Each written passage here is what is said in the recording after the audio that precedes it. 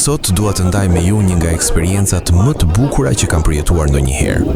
Edhe pse kanë kaluar 2 vite, ajo vazhdon të mbetet një nga kujtimet e mia më të dashura. Për ata që më njohin, e dinë që jam shumë i apasionuar pas ecjeve në natyrë. Nuk ka ndjesi më të bukur se sa të largohesh nga zhurma e qytetit dhe të zbulosh vende që të lënë pa fjalë. Këtë herë vendosa të realizoja një nga shtigjet më të famshme në Shqipëri, kalimin nga Valbona në Theth. Kjo është një rrugë që rekomandohet të bëhet me një guid, pasi në disa pjesë terreni mund të jetë i vështirë dhe orientimi jo gjithmonë i lehtë. Siguria është gjithmonë mbi gjithçka.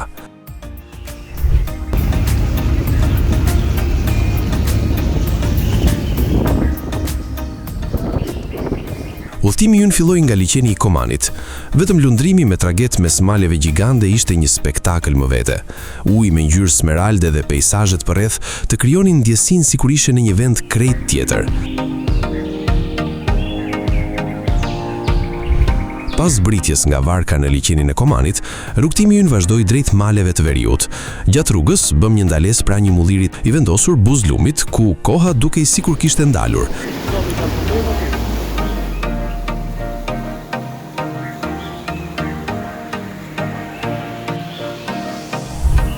Ajo që të tërhiqte më shumë vëmendjen ishte lumi me ujin e tij kristal të pastër.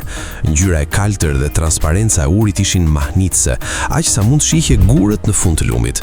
I rrethuar nga malet e larta dhe gjelbërimi i pafund, ky vend dukej si një copës parajse e fshehur në zemër të Alpeve shqiptare.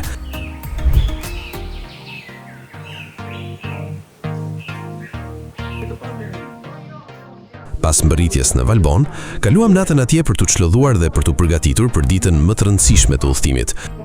Por përpara se të vinte nata, eksploruam Valbonën, shtigjet e saj, malet ku bëm edhe foto shumë të bukura. Po ju la t'i shijoni disa pamje.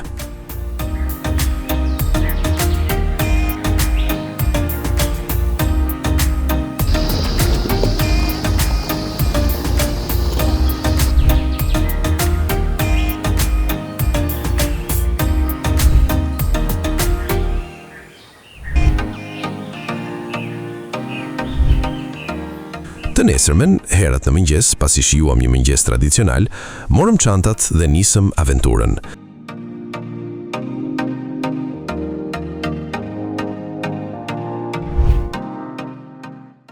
Rruga filloi me spyjeve të gjelbër, me ajër të pastër dhe zhurmën e lumit që na shoqëronte gjatë gjithë kohës.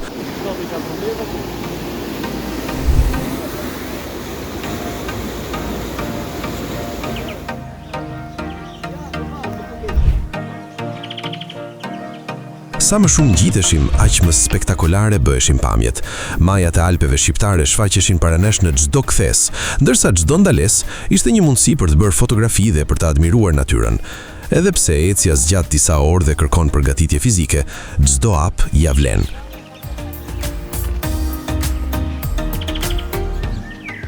Ne kishim marrë disa pije dhe ushqime për rrugën, por gjetëm dhe lokale gjatë rrugës ku konsumuam kafen e drekës.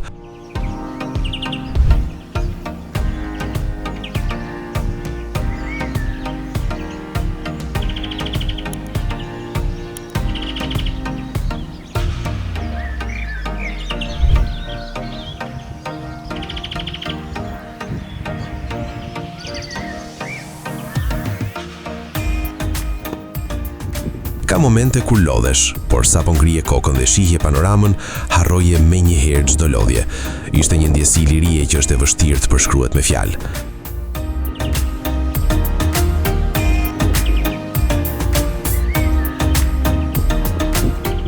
Kur arritëm në qafën e Valbonës, ndaluam për disa minuta. Aty kupton vërtet madhështinë e Alpeve shqiptare. Pamja ishte magjepse dhe ishte një nga ato momente që të mbeten gjatë në kujtesë.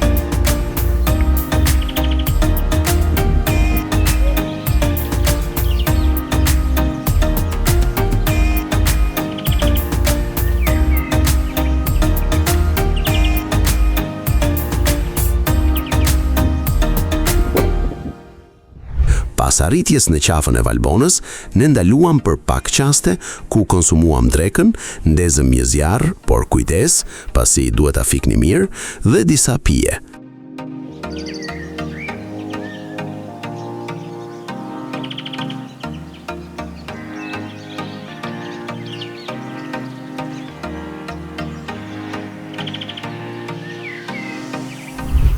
pamje fantastike, por çfarë mund të jetë më e bukur se të shohësh kuaj të lirë në natyrë? Fantastike.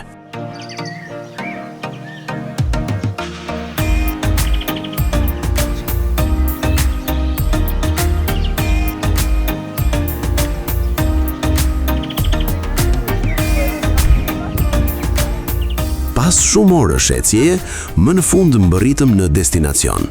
Ishim të lodhur, por njëkohësisht të lumtur dhe krenar që kishim përfunduar një nga shtigjet më të bukura në Ballkan. Nëse jeni adhurues të natyrës, aventurës dhe ecjeve në mal, ju rekomandoj ta provoni të paktën një herë këtë eksperiencë. Është një udhëtim që nuk ju sfidon vetëm fizikisht, por ju mbush edhe shpirtin me kujtime të paharrueshme. Për mua, edhe pas 2 vitesh, mbetet një nga aventurat më të bukura që kam përjetuar ndonjëherë. Dita e tretë ishte dhe dita e përfundimit. Si fillim, e nisëm me një vizitë në kishën e Thethit dhe më pas u nisëm për tek syri i kaltër i Thethit, një mrekulli me vete.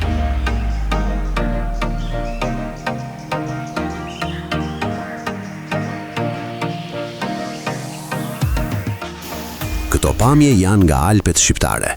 Uji në syrin e kaltër në Theth është kristal. Po ju, a e keni bërë kalimin Valbon e Theth? Dhe nëse jo, a do e bënit?